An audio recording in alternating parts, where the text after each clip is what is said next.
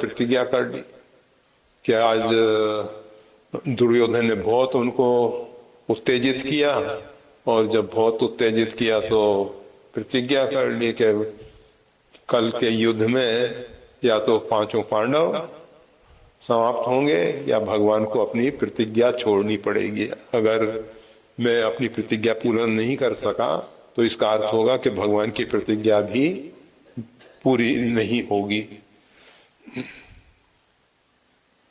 भगवान रात्रि में द्रौपदी को लेके पहुंचे।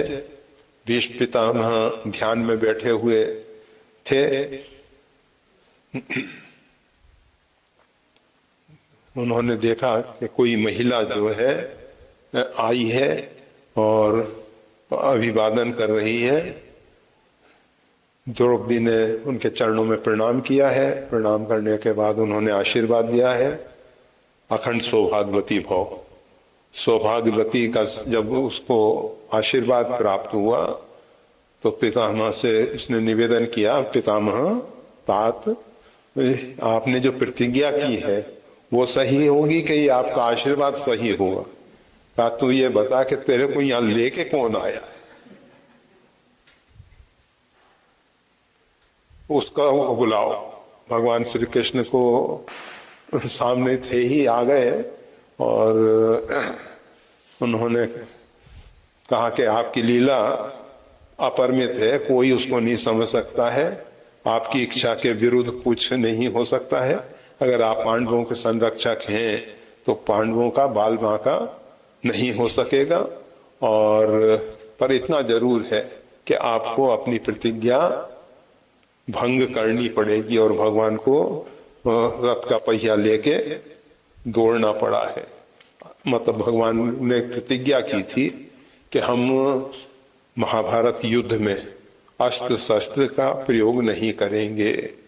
और भगवान, कुछ लोग तो कहते हैं कि रथ का पहिया कोई अस्त्र नहीं होता है, परंतु समझ लेना चाहिए इस बात को। एक बार अकबर ने बीरबल से पूछा सबसे अच्छा अस्त्र कौन सा है, अस्त्र अथवा शस्त्र कौन सा सबसे श्रेष्ठ है? का समय पे जो काम आ जाए वही सबसे अच्छा है। कहा है इसका प्रमाण दूं का समय आने पर। एक दिन वनभोज के लिए बीरबल और अकबर इत्यादि गए। अकबर का तो राजसी तामसी भोजन बनने लगा। बीरबल अपना सात्विक आहार अपने बना रहे थे। उन्होंने बाटी बनाई, अग्नि पे सेकी और सेक के तैयार थी।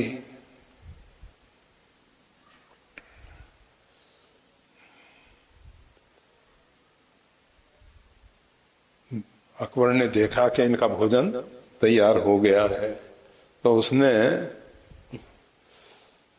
एक बिगड़े हुए हाथी को उस तरफ भेजा।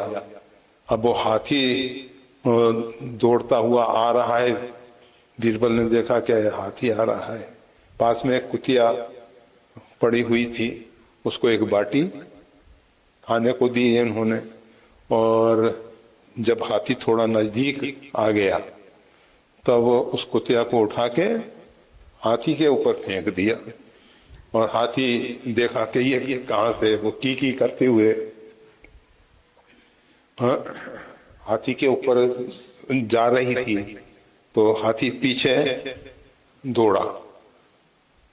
बीरबल ने बाद में बादशाह को कहा कि देखो कुतिया कोई अस्त्र शस्त्र नहीं है, परंतु समय पे काम आ जाए वही अस्त्र शस्त्र है। इस समय यही हमारा अस्त्र बन गई। तो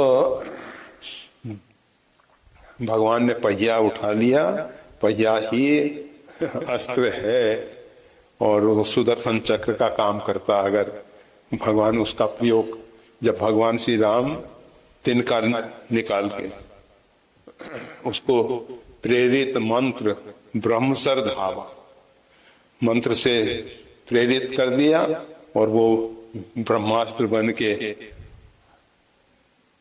जयंत के पीछे चला है, तो जरूरी नहीं है कि अस्त्र शस्त्र किसी आकृति विशेष के हों, ऐसे हों।